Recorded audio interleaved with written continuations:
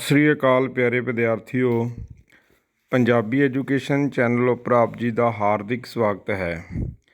ਪਿਆਰੇ ਬੱਚਿਓ, ਅੱਜ ਅਸੀਂ 6ਵੀਂ ਜਮਾਤ ਦਾ ਚੈਪਟਰ ਨੰਬਰ 24 24 ਨੰਬਰ ਪਾਠ, ਜਿਸ ਦਾ ਨਾਮ ਹੈ ਵੱਡੇ ਕੰਮ ਦੀ ਭਾਲ। ਇਹ ਇੱਕ ਕਹਾਣੀ ਹੈ ਜਿਨ੍ਹਾਂ ਨੂੰ ਕਰਨਲ ਜਸਵੀਰ ਭੁੱਲਰ ਜੀ ਨੇ ਲਿਖਿਆ ਹੈ। ਇਸ ਕਹਾਣੀ ਨਾਲ ਸੰਬੰਧਿਤ ਸਵਾਲ ਜਵਾਬ ਤਿਆਰ ਕਰਤਾ ਅਧਿਆਪਕ ਹਨ ਸਰਦਾਰ ਜਸਪਾਲ ਸਿੰਘ ਜੀ, ਪੰਜਾਬੀ ਅਧਿਆਪਕ। ਸੋ ਪਿਆਰੇ ਬੱਚਿਓ, ਇਹ ਕਹਾਣੀ ਆਪ ਜੀ ਨੇ ਆਪਣੀ ਪਾਠ ਪੁਸਤਕ ਵਿੱਚੋਂ ਬੜੇ ਧਿਆਨ ਦੇ ਨਾਲ ਪੜ੍ਹਨੀ ਹੈ। ਆਓ ਇਸ ਕਹਾਣੀ ਸੰਬੰਧੀ ਜੋ ਸਵਾਲ ਜਵਾਬ ਨੇ ਆਪਾਂ ਉਹਨਾਂ ਨੂੰ ਪੜ੍ਹਦੇ ਹਾਂ ਅਤੇ ਸਮਝਦੇ ਹਾਂ। ਪਹਿਲਾ ਸਵਾਲ ਹੈ, ਭਾਈ ਘਨੱਈਆ ਜੀ ਦੇ ਪਿੰਡ ਦਾ ਨਾਂ ਕੀ ਸੀ ਅਤੇ ਉਹ ਕਿਹੋ ਜਿਹਾ ਸੀ? ਉੱਤਰ ਹੈ ਕਿ ਭਾਈ ਘਨੱਈਆ ਜੀ ਦੇ ਪਿੰਡ ਦਾ ਨਾਂ ਸੋਧਰਾ ਸੀ ਅਤੇ ਉਹ ਵੇਖਣ ਵਿੱਚ ਪਰੀਲੋਕ ਵਰਗਾ ਸੀ। ਪਰੀਲੋਕ ਹੁੰਦਾ ਜੋ ਆਪਣੇ ਲੋਕ ਤੋਂ ਪਰਾਂ ਦਾ ਲੋਕ ਹੋਵੇ, ਉਸ ਨੂੰ ਬੋਲਦੇ ਹਾਂ ਪਰੀਲੋਕ। ਪਿੰਡ ਦਾ ਨਾਮ ਸੀ ਸੋਧਰਾ। ਸਵਾਲ ਨੰਬਰ 2, ਭਾਈ ਘਨੱਈਆ ਜੀ ਦੀ ਮਾਂ ਨੇ ਉਸ ਨੂੰ ਕੀ ਸਲਾਹ ਦਿੱਤੀ? ਉੱਤਰ ਹੈ, ਭਾਈ ਘਨੱਈਆ ਜੀ ਦੀ ਮਾਂ ਨੇ ਉਸ ਨੂੰ ਕੋਈ ਵੱਡਾ ਅਤੇ ਨੇਕ ਕੰਮ ਕਰਨ ਦੀ ਸਲਾਹ ਦਿੱਤੀ। ਸਵਾਲ ਨੰਬਰ 3, ਮੁਸਾਫਿਰ ਭਾਈ ਘਨੱਈਆ ਜੀ ਦੇ ਕਿਹੜੇ ਗੁਣਾਂ ਤੋਂ ਪ੍ਰਭਾਵਿਤ ਹੋਇਆ ਅਤੇ ਉਸ ਨੂੰ ਕਿੱਥੇ ਜਾਣ ਦੀ ਸਲਾਹ ਦਿੱਤੀ? ਉੱਤਰ ਹੈ, ਮੁਸਾਫਿਰ ਭਾਈ ਘਨੱਈਆ ਜੀ ਦੀ ਸਾਦਗੀ ਅਤੇ ਨਿਰਛਲਤਾ ਦੇ ਗੁਣਾਂ ਤੋਂ ਪ੍ਰਭਾਵਿਤ ਹੋਇਆ। ਉਸ ਨੂੰ ਅਨੰਦਪੁਰ ਸਾਹਿਬ ਗੁਰੂ ਗੋਬਿੰਦ ਸਿੰਘ ਜੀ ਕੋਲ ਜਾਣ ਦੀ ਸਲਾਹ ਦਿੱਤੀ। ਨਿਰਛਲਤਾ ਹੁੰਦੀ ਹੈ ਬੇਟਾ ਕਿਸੇ ਨਾਲ ਕੋਈ ਛਲ ਨਾ ਕਰਨਾ, ਕਪਟ ਨਾ ਕਰਨਾ, ਵੈਰ ਨਾ ਰੱਖਣਾ, ਵਿਰੋਧ ਨਾ ਰੱਖਣਾ। ਨਿਰਛਲ ਜੋ ਕਿਸੇ ਨਾਲ ਕੋਈ ਵੀ ਛਲ ਨਾ ਕਰਦਾ ਹੋਵੇ, ਧੋਖਾ ਨਾ ਕਰਦਾ ਹੋਵੇ, ਕਿਸੇ ਨਾਲ ਵੈਰ ਵਿਰੋਧ ਨਾ ਰੱਖਦਾ ਹੋਵੇ। ਤਾਂ ਐਸੇ ਵਿਅਕਤੀ ਲਈ ਬੇਟਾ ਅਸੀਂ ਇੱਥੇ ਇਹ ਸੈਂਟੈਂਸ ਵਰਤਾਂਗੇ, ਨਿਰਛਲ। ਜੋ ਮੁਸਾਫਰ ਸੀ ਉਸ ਦੀ ਨਿਰਛਲਤਾ ਤੋਂ ਪ੍ਰਭਾਵਿਤ ਹੋਇਆ ਅਤੇ ਉਸ ਨੂੰ ਕਿਹਾ ਕਿ ਆਪ ਜੀ ਅਨੰਦਪੁਰ ਸਾਹਿਬ ਵਿਖੇ ਜਾ ਕੇ ਉੱਥੇ ਸ੍ਰੀ ਗੁਰੂ ਗੋਬਿੰਦ ਸਿੰਘ ਜੀ ਨੂੰ ਜ਼ਰੂਰ ਮਿਲੋ। ਅਤੇ ਜੋ ਭਾਈ ਘਨੱਈਆ ਜੀ ਸਨ, ਇਹ ਘਰ ਤੋਂ ਕਿਸੇ ਵੱਡੇ ਕੰਮ ਦੀ ਭਾਲ ਵਿੱਚ ਚੱਲੇ ਸਨ। ਸੋ ਜਿਉਂ ਹੀ ਇਹ ਗੁਰੂ ਜੀ ਦੀ ਸੰਗਤ ਵਿੱਚ ਗਏ ਤਾਂ ਤੁਸੀਂ ਅੱਗੇ ਵੇਖਣਾ ਕਿ ਕਿਸ ਤਰ੍ਹਾਂ ਇਹਨਾਂ ਨੂੰ ਆਪਣੇ ਵੱਡੇ ਕੰਮ ਦੀ ਜਿਹੜੀ ਭਾਲ ਆ ਉਹ ਹੁੰਦੀ ਆ। ਕਿਸ ਤਰ੍ਹਾਂ ਉਹ ਗੁਰੂ ਜੀ ਕੋਲ ਪਹੁੰਚ ਕੇ ਉਹਨਾਂ ਦੀ ਸੰਗਤ ਦੇ ਵਿੱਚ ਜਾ ਕੇ ਇੱਕ ਵੱਡਾ ਕੰਮ ਕਰਦੇ ਹਨ। ਭਾਈ ਘਨੱਈਆ ਜੀ ਨੇ ਵੱਡਾ ਕੰਮ ਜੋ ਕੀਤਾ, ਪੂਰੀ ਦੁਨੀਆ ਉਸ ਨੂੰ ਜਾਣਦੀ ਹੈ। ਆਓ ਅਗਲੇ ਸਵਾਲਾਂ ਦੇ ਵਿੱਚ ਭਾਈ ਘਨੱਈਆ ਜੀ ਦੇ ਵੱਡੇ ਕੰਮ ਬਾਰੇ ਵੀ ਆਪਾਂ ਜਾਣਕਾਰੀ ਹਾਸਿਲ ਕਰਦੇ ਹਾਂ। ਸਵਾਲ ਨੰਬਰ 4, ਭਾਈ ਘਨੱਈਆ ਜੀ ਵਿੱਚ ਕਿਹੜੀ ਭਾਵਨਾ ਕੁੱਟ-ਕੁੱਟ ਕੇ ਭਰੀ ਹੋਈ ਸੀ ਅਤੇ ਅਨੰਦਪੁਰ ਸਾਹਿਬ ਪਹੁੰਚ ਕੇ ਉਹਨਾਂ ਨੇ ਕਿਹੜੀ ਸੇਵਾ ਸੰਭਾਲੀ? ਹੁਣ ਬੇਟਾ ਇੱਥੇ ਫਿਕਰ ਆਉਂਦਾ ਕੁੱਟ-ਕੁੱਟ ਕੇ। ਕਈ ਵਾਰੀ ਸਾਨੂੰ ਹੁੰਦਾ ਕਿ ਉਹਦੇ ਮੰਮਾ ਕੁੱਟਦੇ ਹੋਣਗੇ ਸ਼ਾਇਦ। ਸੋ ਕੁੱਟ-ਕੁੱਟ ਕੇ ਦੇ ਭਾਵ ਆ ਬੇਟਾ ਕੁਦਰਤ ਵੱਲੋਂ ਜੋ ਤੁਹਾਡੇ ਅੰਦਰ ਚੰਗੇ ਗੁਣ ਨੇ ਵੀ ਤੁਸੀਂ ਉਹਨਾਂ ਨਾਲ ਪ੍ਰਫੁੱਲਿਤ ਹੋਵੋ, ਤੁਹਾਡੇ ਅੰਦਰ ਬਹੁਤ ਜ਼ਿਆਦਾ ਉਹ ਗੁਣ ਹੋਣ। ਨਿਰਛਲਤਾ ਉਹਨਾਂ ਦੇ ਅੰਦਰ ਸੀ ਕਿ ਅੱਗੇ ਜਾ ਕੇ ਉਹਨਾਂ ਨੇ ਜੋ ਸੇਵਾ ਨਿਭਾਈ, ਉਹਨਾਂ ਦੇ ਅੰਦਰ ਜੋ ਗੁਣ ਸਨ ਉਹ ਗੁਣਾਂ ਕਰਕੇ ਹੀ ਉਹਨਾਂ ਨੇ ਏਡੀ ਵੱਡੀ ਸੇਵਾ ਕੀਤੀ। ਉਹ ਸੇਵਾ ਕੀ ਸੀ? ਆਓ ਇਸ ਸਵਾਲ ਦਾ ਜਵਾਬ ਜਾਣਦੇ ਹਾਂ ਅਤੇ ਅੱਗੇ ਉਹਨਾਂ ਦੇ ਉਹ ਸੇਵਾ ਬਾਰੇ ਵੀ ਆਪਾਂ ਦੇਖਦੇ ਹਾਂ ਕਿ ਗੁਰੂ ਜੀ ਕੋਲ ਰਹਿ ਕੇ ਉਹਨਾਂ ਨੇ ਕੀ ਯੋਗਦਾਨ ਪਾਇਆ। ਉੱਤਰ ਹੈ ਕਿ ਭਾਈ ਘਨੱਈਆ ਜੀ ਵਿੱਚ ਮਨੁੱਖੀ ਸੇਵਾ ਦੀ ਭਾਵਨਾ ਕੁੱਟ-ਕੁੱਟ ਕੇ ਭਰੀ ਹੋਈ ਸੀ।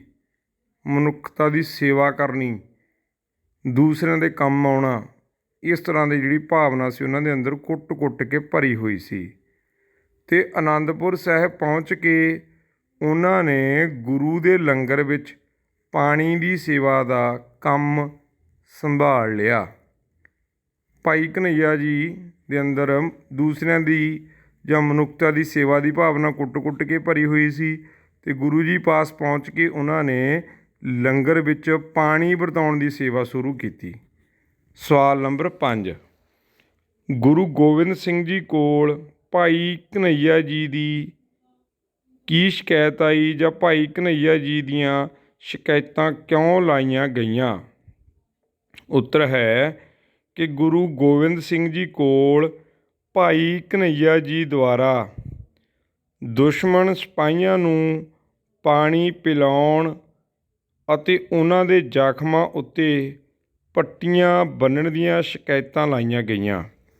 ਸੋ ਬੱਚੋ, ਕਿਹਾ ਜਾਂਦਾ ਹੈ ਕਿ ਜਦੋਂ ਗੁਰੂ ਜੀ ਦੇ ਸਿੰਘ ਅਨੰਦਪੁਰ ਸਾਹਿਬ ਵਿਖੇ ਜੰਗ ਦੇ ਮੈਦਾਨ ਵਿੱਚ ਦੁਸ਼ਮਣ ਸਿਪਾਹੀਆਂ ਨਾਲ ਲੜਦੇ ਸੀ ਤਾਂ ਕਿਹਾ ਜਾਂਦਾ ਕਿ ਭਾਈ ਘਨੱਈਆ ਜੀ ਉੱਥੇ ਪਾਣੀ ਪਿਆਉਣ ਦੀ ਸੇਵਾ ਜੰਗ ਦੇ ਵਿੱਚ ਵੀ ਨਿਭਾਉਂਦੇ ਸਨ ਅਤੇ ਸਿੰਘਾਂ ਨੇ ਵੇਖਿਆ ਕਿ ਅਸੀਂ ਜੋ ਦੁਸ਼ਮਣਾਂ ਨੂੰ ਜ਼ਖਮੀ ਕਰਕੇ ਜੰਗ ਦੇ ਮੈਦਾਨ ਵਿੱਚ ਸੁੱਟ ਦਿੰਦੇ ਹਾਂ ਮਾਰਨ ਲਈ, ਅਤੇ ਭਾਈ ਘਨੱਈਆ ਜੀ ਜਾ ਕੇ ਉਹਨਾਂ ਨੂੰ ਪਾਣੀ ਪਿਆਉਂਦੇ ਹਨ, ਅਤੇ ਇਹ ਬਹੁਤ ਗਲਤ ਗੱਲ ਹੈ। ਇਹ ਸ਼ਿਕਾਇਤ ਜਦੋਂ ਗੁਰੂ ਗੋਬਿੰਦ ਸਿੰਘ ਜੀ ਦੇ ਪਾਸ ਬੇਟਾ ਲੱਗਦੀ ਆ ਤਾਂ ਕਿਹਾ ਜਾਂਦਾ ਕਿ ਗੁਰੂ ਪਾਤਸ਼ਾਹ ਨੇ ਉਹਨਾਂ ਨੂੰ ਸਵਾਲ ਕੀਤਾ ਕਿ ਕਿਉਂ ਭਾਈ ਘਨੱਈਆ ਜੀ ਤੁਸੀਂ ਇਸ ਤਰ੍ਹਾਂ ਕਿਉਂ ਕਰਦੇ ਹੋ?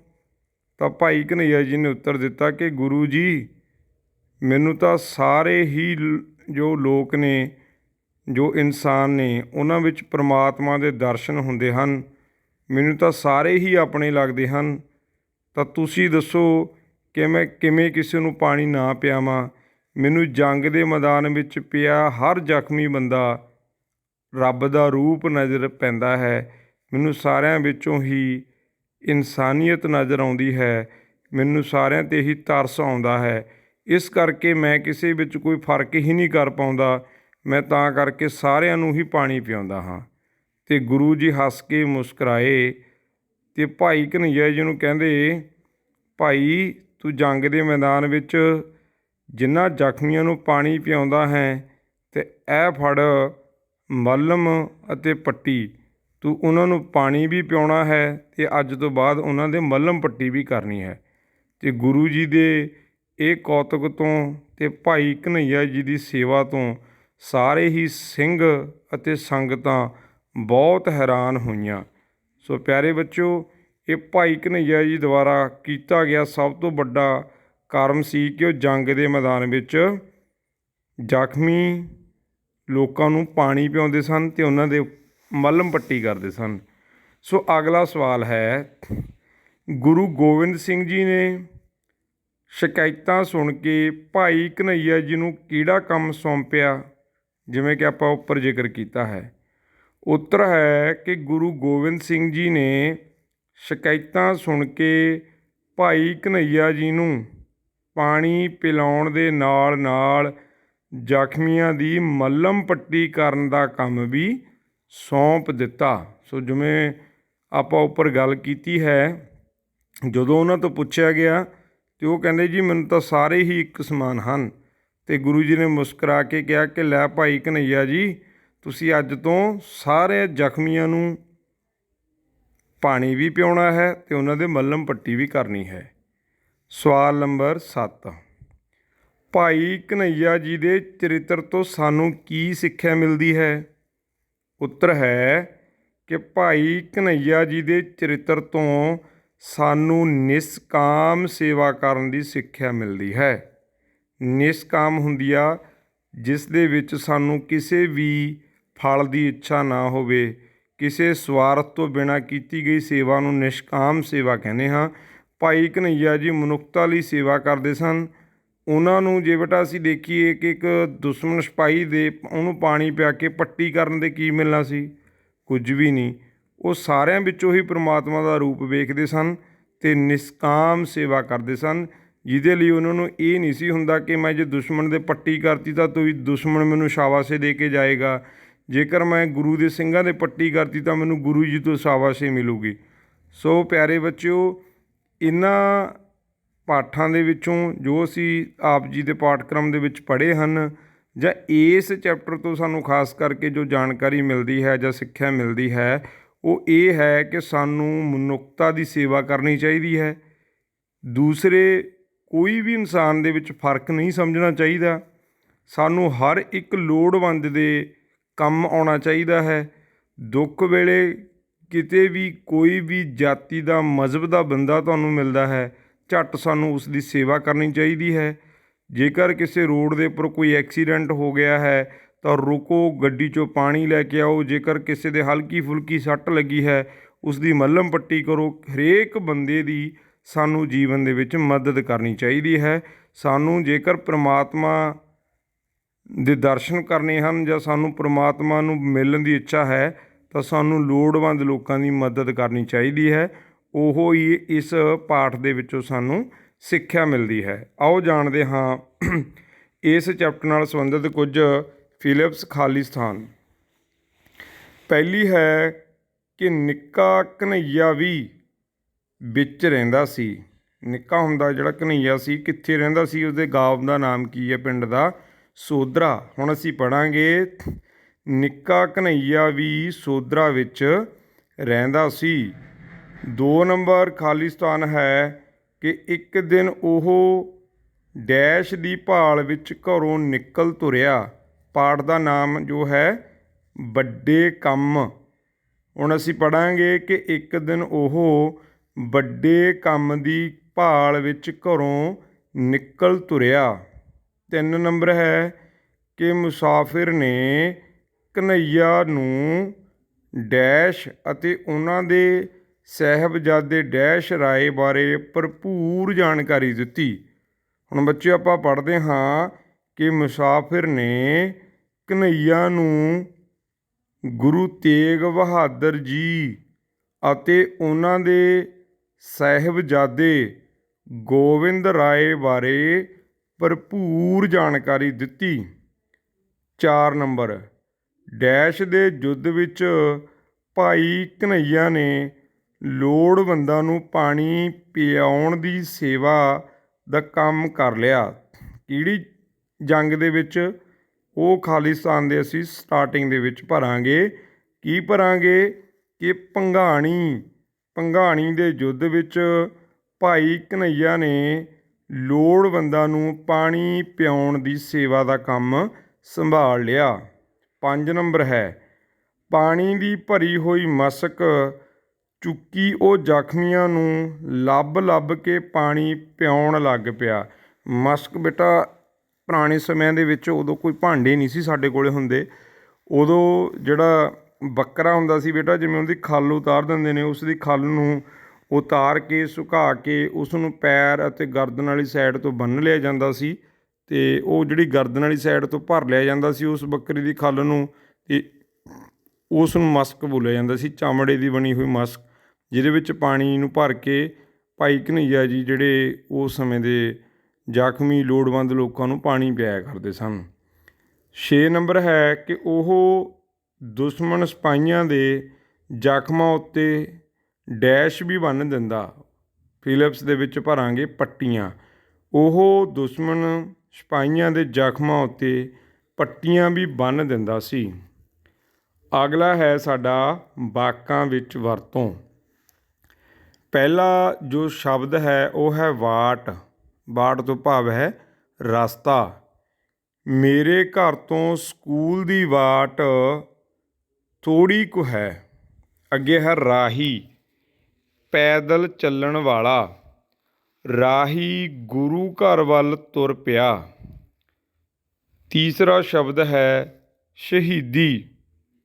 ਇਸ ਦਾ ਅਰਥ ਹੈ ਕੁਰਬਾਨੀ ਦੇਣਾ। ਆਜ਼ਾਦੀ ਲੈਣ ਲਈ ਅਨੇਕਾਂ ਦੇਸ਼ ਭਗਤਾਂ ਨੇ ਸ਼ਹੀਦੀ ਦਿੱਤੀ। ਅਗਲਾ ਸ਼ਬਦ ਹੈ ਲੋੜਵੰਦ, ਜਿਸ ਨੂੰ ਮਦਦ ਦੀ ਲੋੜ ਹੋਵੇ। ਸਾਨੂੰ ਲੋੜਵੰਦਾਂ ਦੀ ਮਦਦ ਕਰਨੀ ਚਾਹੀਦੀ ਹੈ। 5ਵਾਂ ਸ਼ਬਦ ਹੈ ਮੁਸਾਫਰ, ਸਫ਼ਰ ਕਰਨ ਵਾਲਾ। ਬੱਸ ਵਿੱਚ ਮੁਸਾਫਰ ਬੈਠੇ ਹਨ। ਅਗਲਾ ਹੈ ਔਖੇ ਸ਼ਬਦਾਂ ਦੇ ਅਰਥ।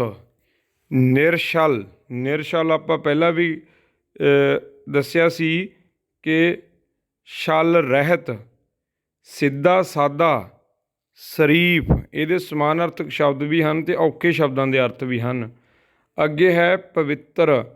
ਪਵਿੱਤਰ ਤੋਂ ਭਾਵ ਹੁੰਦਾ ਹੈ ਸ਼ੁੱਧ, ਸੁੱਚਾ ਅਤੇ ਨਿਰਮਲ। ਜਿੱਥੇ ਇਹ ਔਖੇ ਸ਼ਬਦਾਂ ਦੇ ਅਰਥ ਵੀ ਹਨ, ਉੱਥੇ ਹੀ ਇਹਨਾਂ ਸ਼ਬਦਾਂ ਦੇ ਸਮਾਨਾਰਥਕ ਸ਼ਬਦ ਵੀ ਤੁਸੀਂ ਨਾਲੋਂ ਨਾਲ ਸਮਝ ਰਹੇ ਹੋ। ਉੱਤਮ। ਉੱਤਮ ਦਾ ਅਰਥ ਹੁੰਦਾ ਹੈ ਸਭ ਤੋਂ ਵਧੀਆ। ਅੱਗੇ ਹੈ ਮਹਿਮਾ।